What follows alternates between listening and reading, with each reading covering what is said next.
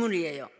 이제 자신에게 질문하는 거예요. 나는 그동안 하나님 앞에 많은 기도를 드렸는데 과연 나는 그 기도에 대해서 얼만큼 응답을 받았는가?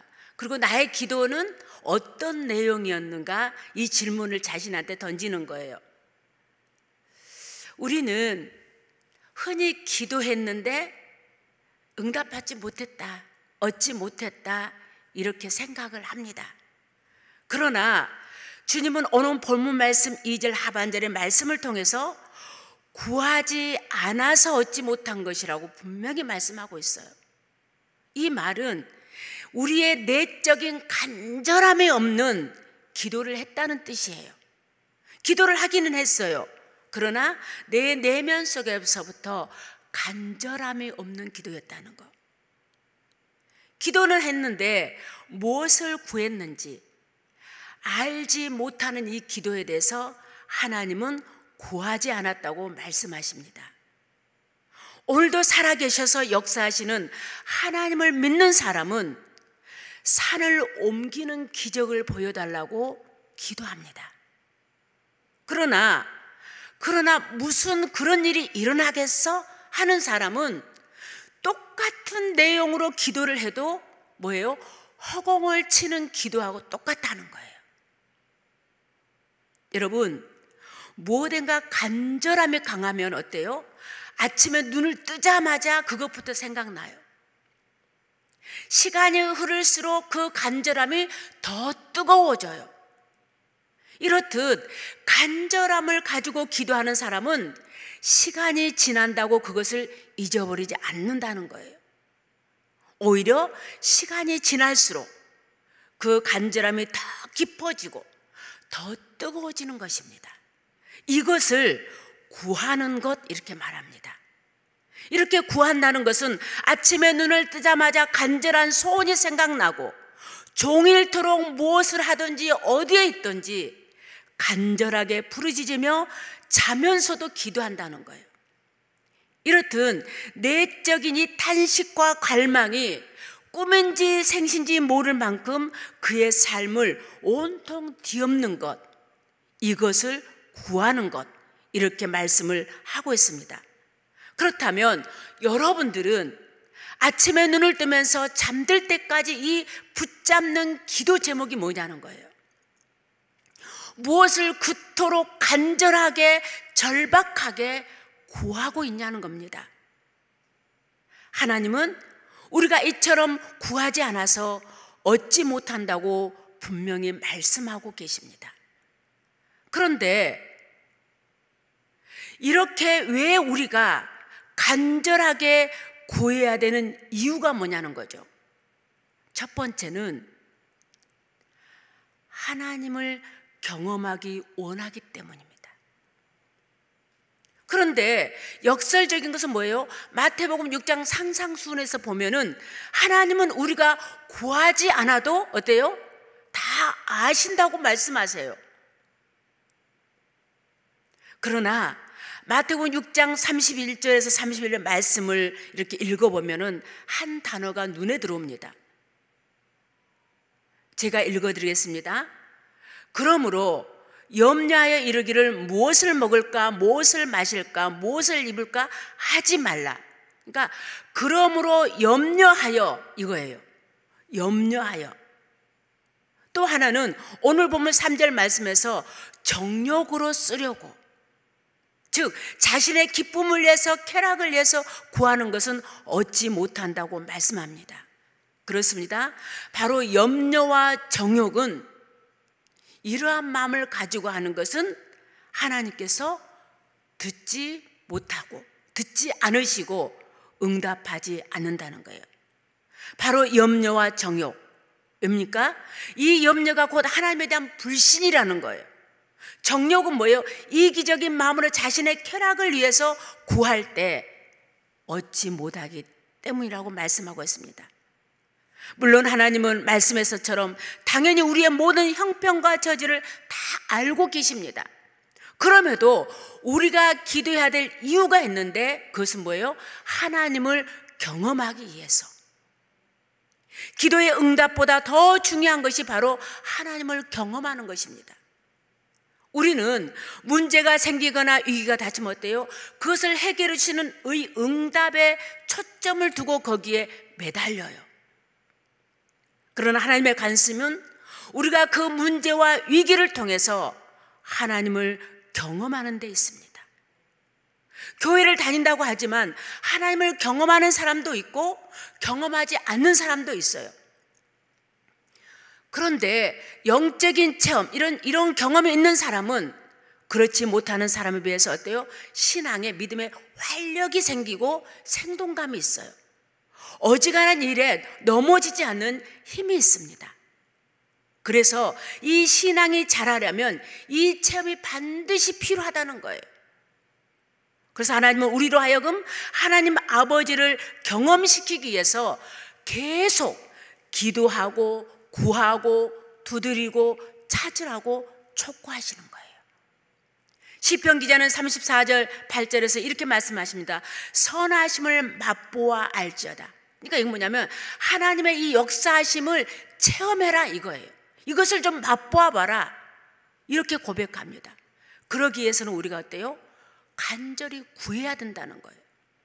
사랑하는 여러분, 하나님이 기뻐하시는 이 간절함, 이렇게 구하셔서 하나님을 깊이 경험하고 하나님의 선하심을 맛보고 체험하는 은혜가 있기를 축복합니다.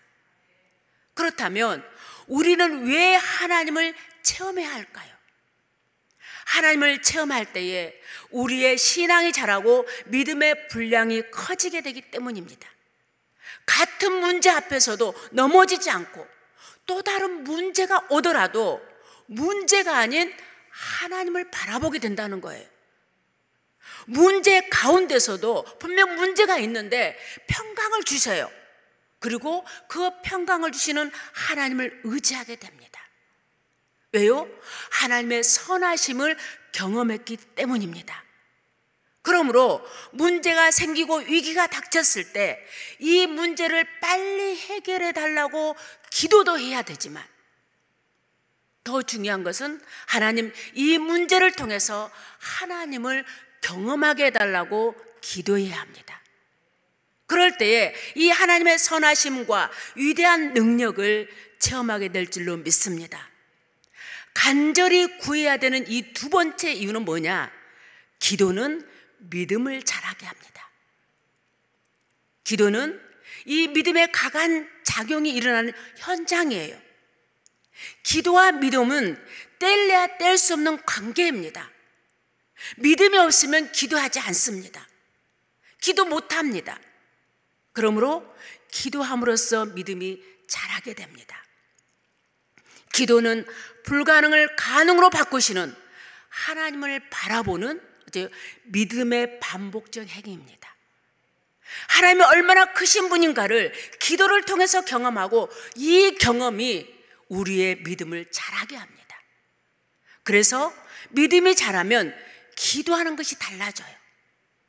우리는 엘리야 하면은 어떤 걸 생각합니까? 가장 먼저 기도의 사람, 기도의 사람으로 떠올립니다. 엘리야는 어땠습니까? 3년 동안 비가 내리지 오지 않던 이 이스라엘 땅에 비가 올 것이라고 선포했습니다. 물 한 방울도 남지 않는, 짐승도 말라서 뼈밖에 남지 않은 이 황폐한 그 땅에 비가 올 것이라고 선포한 것입니다. 그런데 이렇게 선포할 수 있었던 근거는 저 멀리 보이는 손바닥만한 구름, 이게 전부였어요. 하지만 이보다 더 중요한 것은 이 손바닥만한 구름을 보기 위해서 엘리야는 어떻게 했습니까? 무릎 사이로 머리를 넣고 간절히 기도하고 더 기도했던 이 엘리야입니다. 그때까지 마른 하늘이었어요. 저는요, 이 엘리야처럼 기도해 보려고 무릎 사이로 고개를 숙여봤어요. 되기는 됩니다. 그런데 오래 가지 못했어요. 고개가 너무 아픈 거예요. 그런데 엘리야는 어때요? 그 무릎 사이에 머리를 숙이고 기도하고 또 기도하고 또 기도하고 더 기도하고 비가 올 가능성을 보고 성취될 줄 믿고 선포하면서 기도했던 엘리야. 그렇다면 엘리야가 이 믿음이 하루아침에 생긴 거냐는 거죠. 그렇지 않습니다. 무수한 여러 차례 기도하고 그럼에도 포기하지 않고 인내하며 기도했더니 하나님을 체험하고 믿음이 자라면서 이처럼 담대하고 위대한 믿음을 갖게 된 줄로 믿습니다. 무엇보다도 엘리야처럼 기도를 많이 하면서 하나님을 체험하면 우리의 기도의 범위가 점점점 넓어진다는 거예요. 여러분, 처음에 교회 나오신 분들 기도 보세요. 5분도 못 가요. 아니 1분도 너무 길어요. 그런데 믿음이 자라면서 기도가 5분이 10분이 되고 10분이 30분이 되고 30분이 1시간이 되고 이러잖아요.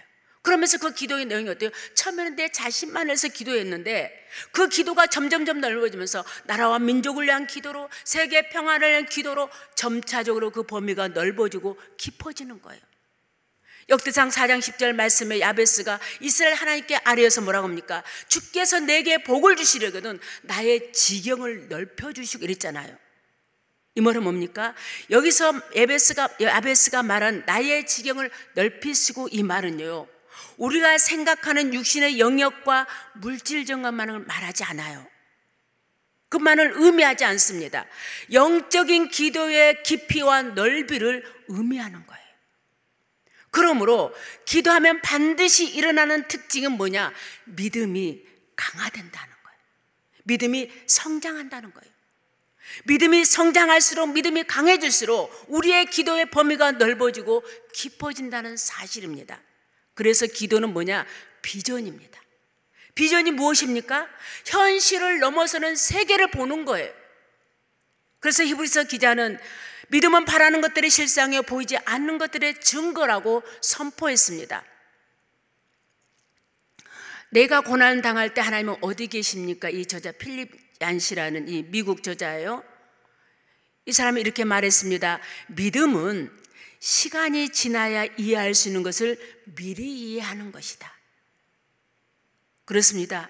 우리가 살아가면서 믿음 안에서 여러 가지 이해할 수 없는 상황을 만납니다. 하나님, 왜 나에게 이런 일이 일어났습니까? 그때는 몰라요. 근데 시간이 지나고 나면 그 모든 것이 하나님의 뜻이었고 은혜였음을 깨달을 때가 많잖아요. 저는 지난 시간에 이제 제가 오늘 3번째 여기 와서 설교를 하는데 여러분들이 느끼셨는지 모르겠어요. 저는 계속 이 기도에 대한 설교를 하고 있거든요. 저에게 기도는 그만큼 소중합니다. 정말 기도 아니면 제가 이 자리에 설 수 없고, 기도 아니면 하나님의 사역을 감당할 수 없기 때문입니다. 제가 어린 나이에 결혼했어요. 그렇다고 사고 쳐서 결혼한 건 아니고요. 중매로 아주 어린 나이에 결혼을 했습니다. 그런데 남편이 예수 믿지 않았어요. 제가 결혼하기 전에 2가지 조건을 내걸었습니다. 첫째는 제가 지난번에 간증했지만 저는 벼랑 끝에서, 죽음의 벼랑 끝에서 하나님이 저를 찾아오셨고 저를 고쳐주셨고 살려주셨어요. 그래서 저는 지금까지 살아있는 겁니다.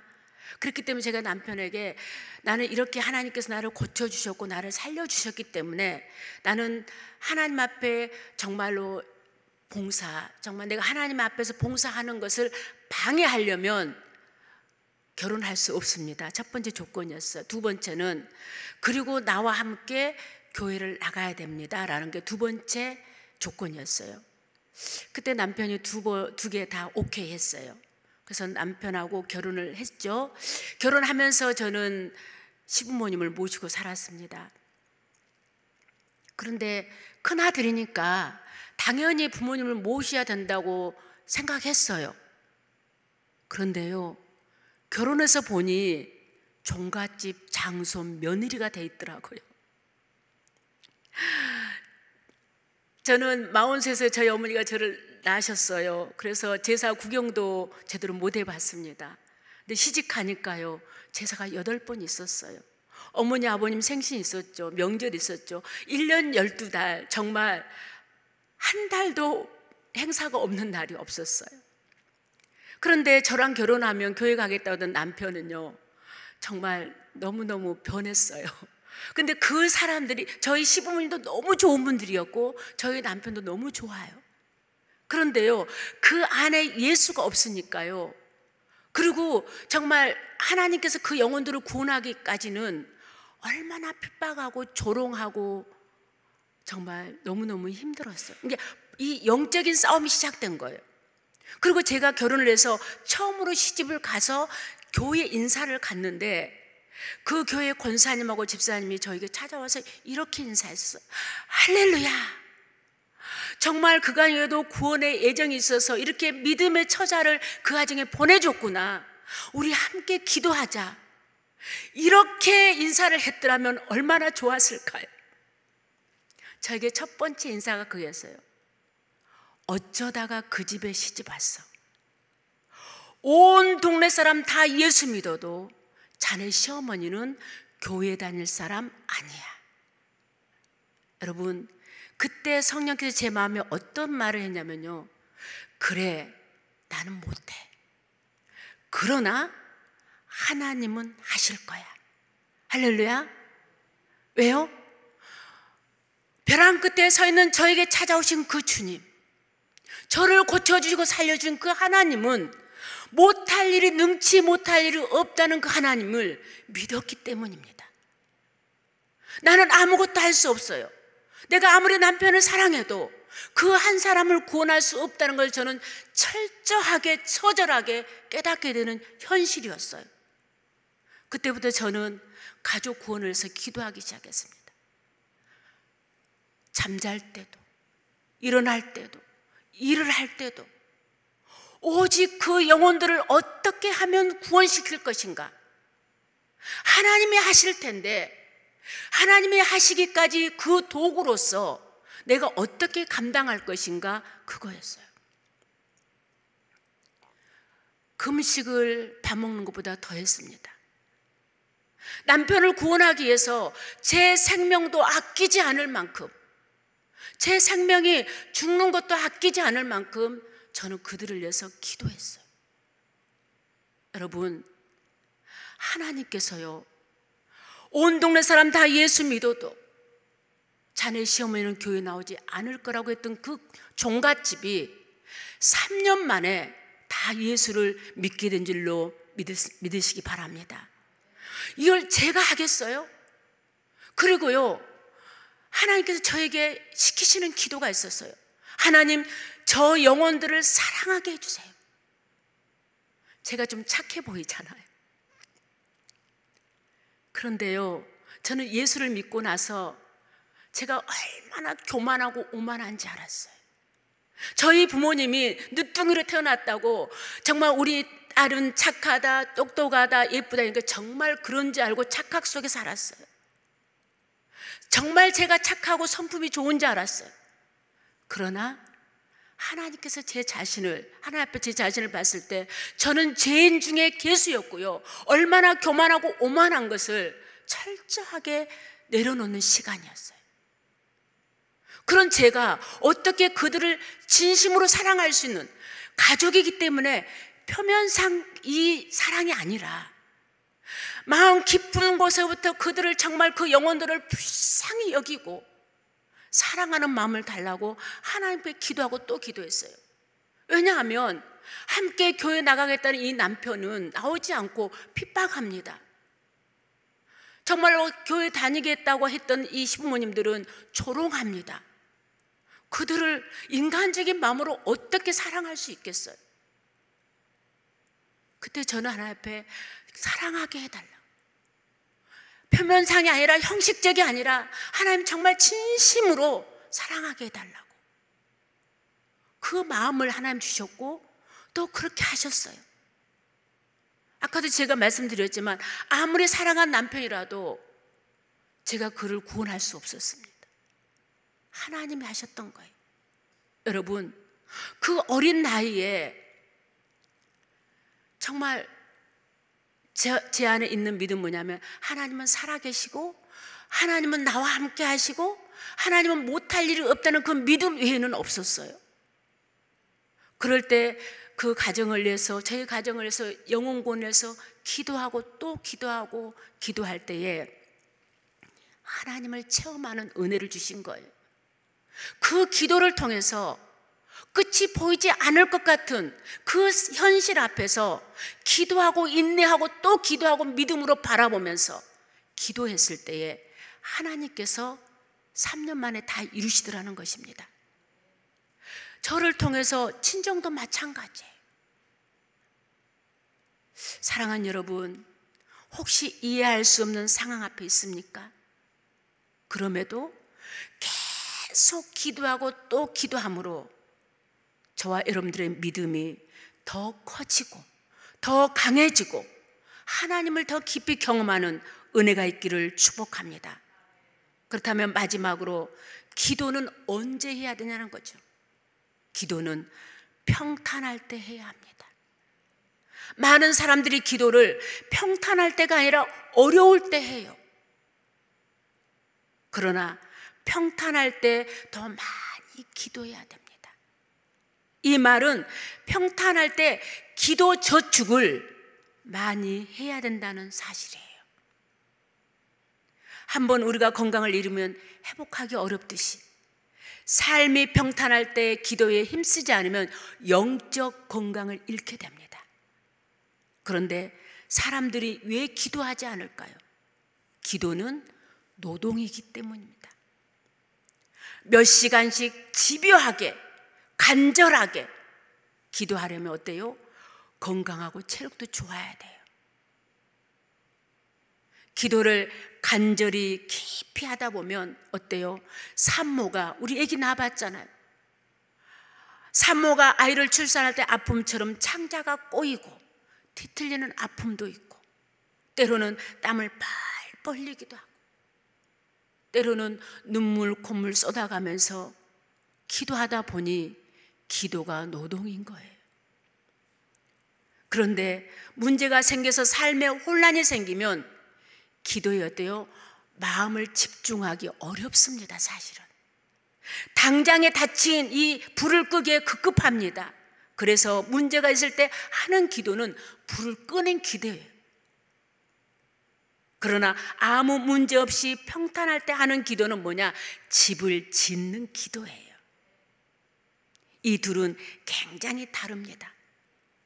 문제가 생겼을 때 불을 끄기 위해서 하는 기도는 문제 자체에 매달리느라 하나님을 주목하기 어려워요.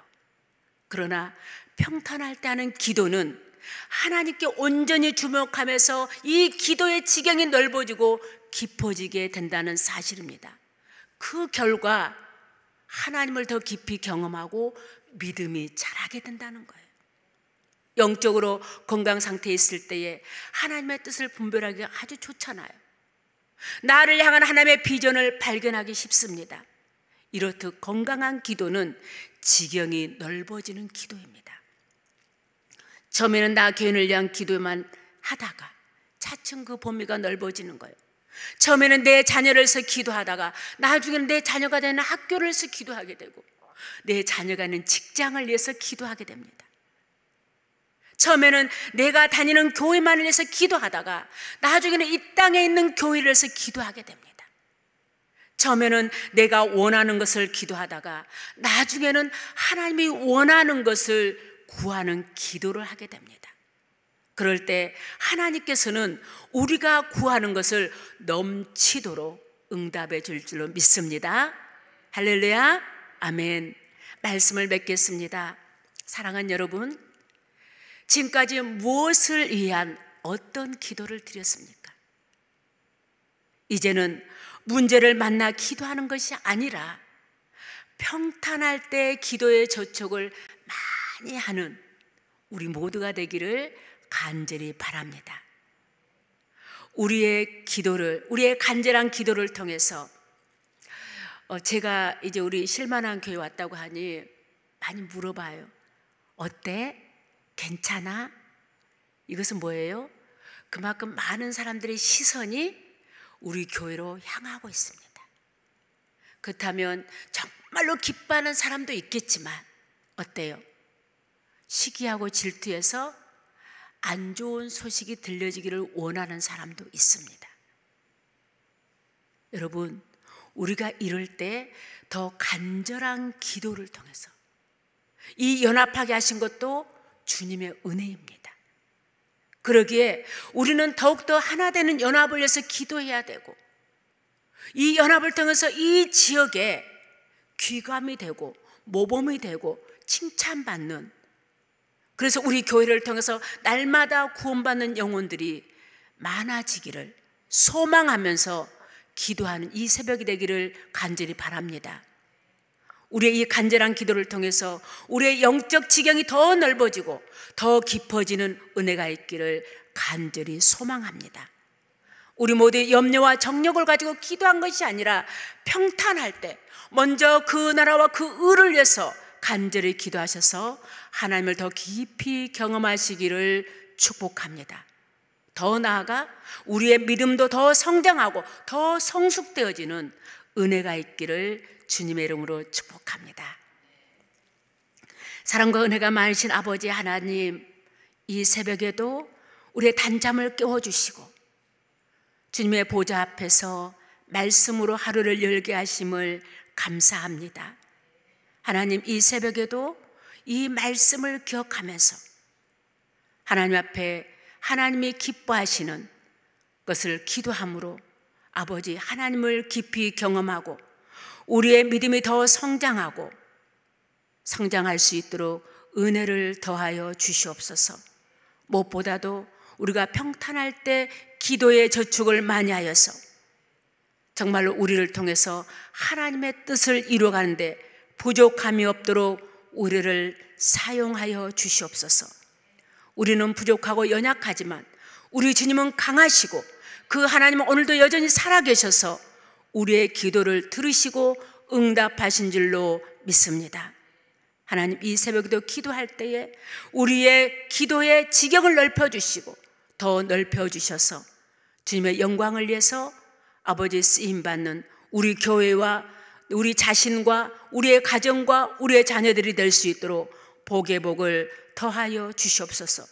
또한 우리가 지경을 넓혀서 나라와 민족을 위해서 기도하고 병상에 있는 사랑하는 내 이웃을 위해서 기도할 때에 하나님께서 우리의 중보 기도를 통해서 놀라운 역사들이 나타나는 열매를 우리 눈으로 볼 수 있도록 역사하여 주시옵소서.